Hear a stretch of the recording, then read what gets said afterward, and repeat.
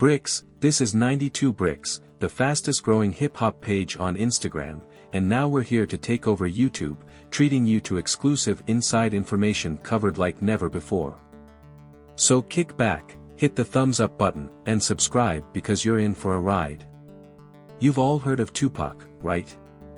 If so, you've definitely heard of Biggie, and in which case, it's more than likely that you've heard of Tupac's legendary Biggie diss track, Hit 'Em Up. But what you don't know is the intricate story behind the track.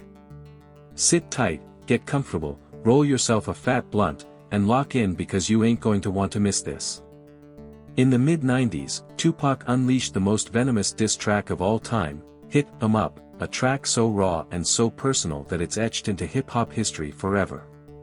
But what led to such a fiery outburst? This documentary dives deep into the background, exploring the events and relationships that culminated in this iconic record. This is the untold true story behind Tupac's Hit 'Em Up. How did Biggie and Tupac first meet? Tupac's rise to stardom began in 1991 with the release of his debut album, 2Pac's Now, and his standout role in the blockbuster movie Juice. Although born in New York, Tupac was raised primarily in Oakland, California, where he cultivated his artistry and activism. By the early 90s, however, Tupac was spending increasing amounts of time back in New York City. It was in New York that Tupac met Biggie Smalls, an up-and-coming MC from Brooklyn. At the time, Biggie was building a name for himself with his underground hit, Party and Bullshit. Tupac, already a star, took Biggie under his wing, letting him open for his shows and offering him advice on navigating the industry. Here's Tupac and Biggie freestyling together, but now I'm about to pass this along because this tangent is getting strong. Money, hoes, and clothes, blood smoke coming out the nose is all an asterisk asterisk asterisk asterisk nose, flipping on FES, putting tags on toes.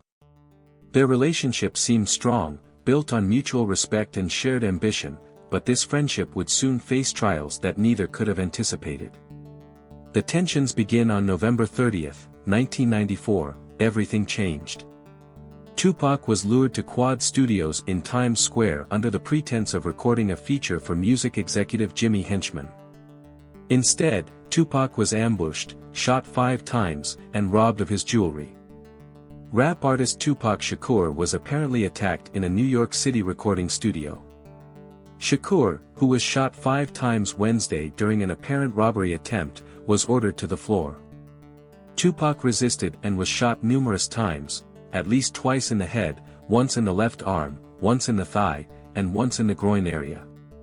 Shakur is currently undergoing surgery for multiple gunshot wounds. To make matters worse, Biggie and members of Bad Boy Records and Junior Mafia were reportedly in the same building on a different floor when the attack occurred. The next day, while recovering from his injuries, Tupac was convicted in a sexual assault case and was sentenced to 4.5 years in prison, being sent to Clinton Correctional Facility, a maximum security prison in upstate New York.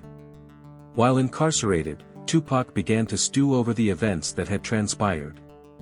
While in prison, Tupac heard whispers that Biggie and his camp might have known more about the Quad Studios ambush than they let on. "While I'm in jail, strangers are telling me you don't know Biggie's homeboy shot you because they're bragging. They're telling their NS in jail, yo, we just got pull woo woo woo woo, and my cousin was in jail in New York because I got family out there. He sat right there while the NS got in the car going, yo, my homeboy just jacked that N asterisk asterisk asterisk asterisk Tupac. So that's how I knew what happened," and adding insult to injury, Biggie released the track, Who Shot Ya, shortly after the shooting. Though Biggie insisted the song was unrelated, the timing was too coincidental for Tupac to ignore. The betrayal Tupac felt was compounded by Biggie's rise to stardom while Tupac was locked up, driven by the success of his debut album, Ready to Die, which quickly sold 2 million copies while Tupac was incarcerated. Tupac, meanwhile, was confined to a cell, unable to fully enjoy the success of his own album, Me Against the World, which was released during his imprisonment. Behind bars, Tupac began meticulously plotting his response. In handwritten transcripts from 1995, Tupac laid the groundwork for what would become Hit 'Em Up. This is the list of people and artists Tupac was planning on gunning for. Number 1 on the list, Biggie. On October 12, 1995, Suge Knight and Death Row Records secured Tupac's release by posting a $1.4 million bail in exchange for Tupac signing with the label. Biggie was signed to Bad Boy, flashy and ruling the East Coast, while Tupac had just signed with Death Row, the most feared label in the game. This wasn't just music, Suge Knight and P. Diddy already had beef. For Tupac, Death Row wasn't business, it was war. Upon his release, Tupac was whisked to California in a private jet, where he immediately began working on his Death Row debut, All Eyes on Me. Why does all this matter? What's the point of digging up all this dirt? Well, buckle up because this is where it gets wild. The beef begins fresh out the pen. Tupac didn't waste a second.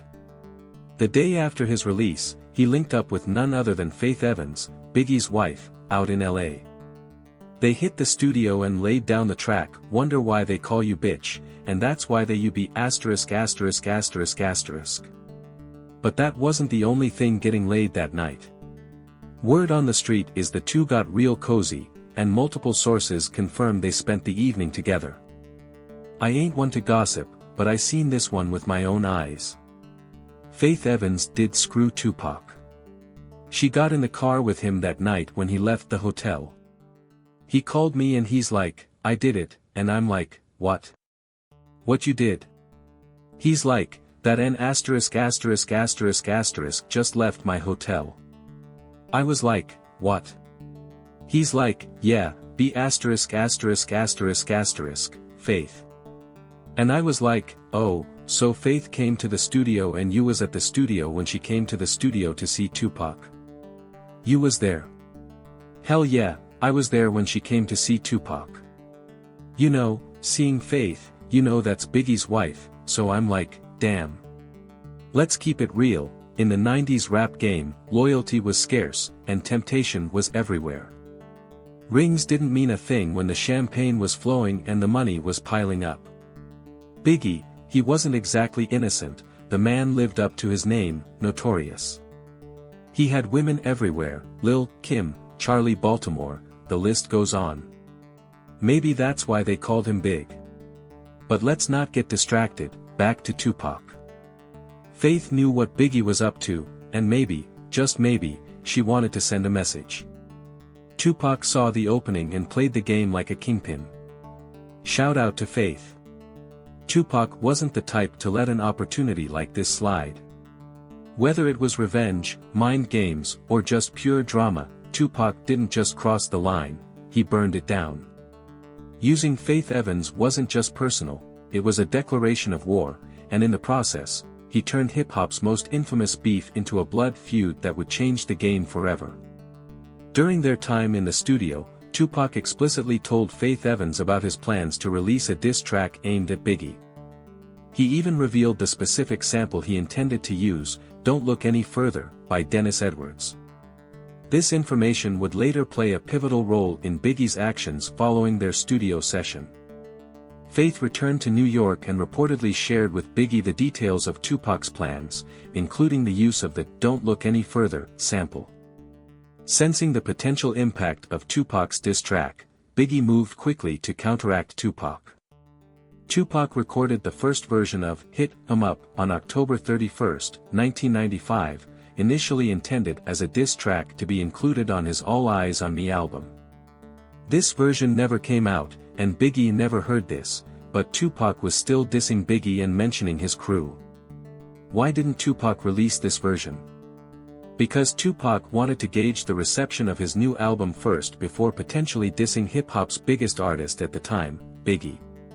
It's tight right then, it's tight only 10 days before Tupac was set to release his All Eyes on Me album. Armed with the information from Faith, Biggie preemptively released a track called Get Money Remix. The track used the same Don't Look Any Further sample Tupac had disclosed to Faith Evans. Biggie's move was a calculated attempt to undermine Tupac's diss track before it could be released.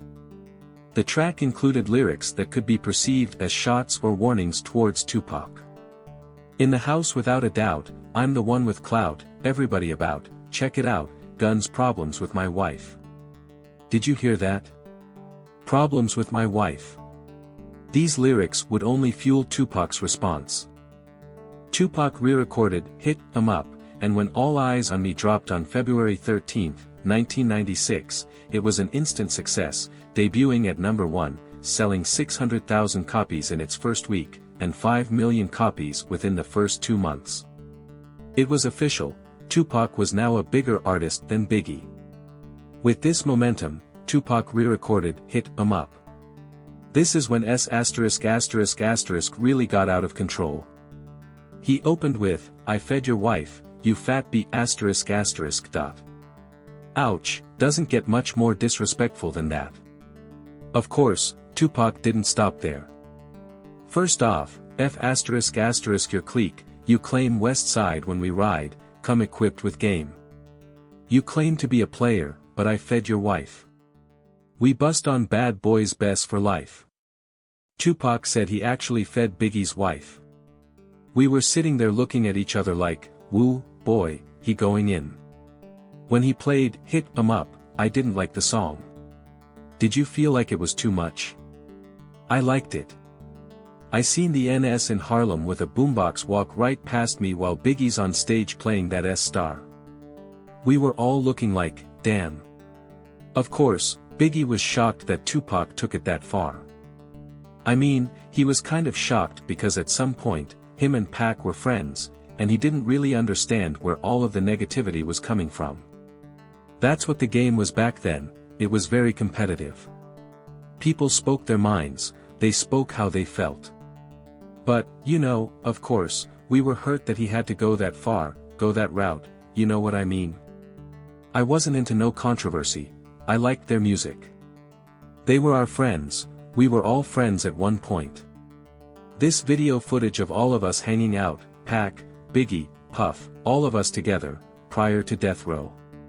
Here's an interesting side note that you may or may not have known already, Tupac also flipped the vocal sample Biggie used on the Get Money remix, into a vicious Take Money hook. To add fuel to the fire, Tupac also stole Biggie's hook from Players Anthem. Here's Biggie's version, Get Money. And here's Tupac's version, Take Money. Not only was Tupac dissing Biggie, but he was also stealing his hooks too. Not many people know this, but Tupac actually dissed Jay-Z in the outro of Hit 'Em Up. The energy was so crazy in the studio that the microphone shorted when he was recording the outro, making the audio distort when he was gunning for Jay-Z. Because of the distorted audio, these lyrics were cut from the outro on the retail version of the track. Tupac didn't just want to diss Biggie, he wanted to humiliate him and anybody who was down with him. While Biggie was the primary focus of Hit 'Em Up, Tupac also used the track to settle scores with others in the industry. Mobb Deep, you want to F** with us. Tupac dissed Mobb Deep because of their track Survival of the Fittest from their album The Infamous. The song featured the line, Thug Life, we still living in, which Tupac interpreted as a direct shot. In an April 1995 interview with Vibe magazine, Tupac had publicly distanced himself from thug life, a term and lifestyle he once embraced. Tupac saw Mobb Deep's line as an insult to him. Chino XL, you too. The beef stemmed from Chino XL's line on his track, Riot, which Tupac was furious about, interpreting the line as an attack on his manhood. Jay-Z, you too. Although the outro vocals dissing Jay-Z were cut from the retail version of Hit 'Em Up, Tupac's anger was evident. Jay-Z's close association with Biggie and a scene from the Dead President's music video featuring Biggie saying, "Who shot ya?" while playing Monopoly with real cash fueled Tupac's fury. Puff Daddy and Bad Boy Records, Boy, as a staff record label and as a crew, and if you want to be down with Bad Boy, then F** you too. As the head of Bad Boy, Puff Daddy was a central figure in Tupac's disdain. Tupac's goal was to completely destroy the label, seeing it as the source and harbor of many of his grievances. Junior Mafia, some ass and ***s. Junior Mafia were Biggie's crew. Tupac specifically targeted both Lil Kim and Lil Cease, two of the most prominent members of Junior Mafia. They were both guilty by association. Now that Tupac had completed Hit 'Em Up, he wanted to release it to the largest possible audience, so he recorded an iconic music video for it. On June 4, 1996, he released Hit 'Em Up as a B-side on his single, How Do You Want It. The How Do You Want It single also included the hits Two of America's Most Wanted and California Love, as well as Hit 'Em Up, making it a 4-track single release. When the 4-track single hit stores, it was much cheaper than the double-disc All Eyes on Me album, which Tupac had released earlier that year, which made the single sell in huge quantities. This resulted in the lead single, How Do You Want It, charting at number 1 on the Billboard Singles Chart. This shrewd move maximized exposure and ensured that millions of people heard the track. In only 2 months, the single had sold over 2 million copies in America alone. Hit 'Em Up has been viewed as the turning point in the feud between Tupac and Biggie, a track where venomous words were exchanged that could never be taken back. F***, Diddy, slow NS, my thing A, make sure all y'all kids don't grow. It became the centerpiece of what is widely regarded as the most vicious battle in hip-hop history. Every person targeted in the song responded in some capacity, some before Tupac's death and others more distastefully after his passing. On September 7, 1996, just a few months after Hit 'Em Up dropped, Tupac was fatally shot in a drive-by shooting in Las Vegas.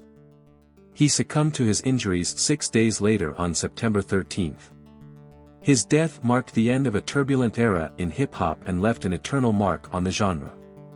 And there you have it, Hit 'Em Up, the diss track that didn't just shake hip-hop, it set it on fire. A track so ruthless, so raw, it wasn't just about bars, it was about revenge, betrayal, and of course, fing your rival's wife.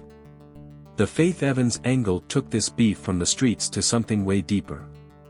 It was a dagger straight to Biggie's pride. Whether it was true or not, that line turned this diss into something bigger than music, it made the beef emotional, it made it personal. But no, I did not sleep with Tupac. Who do you believe?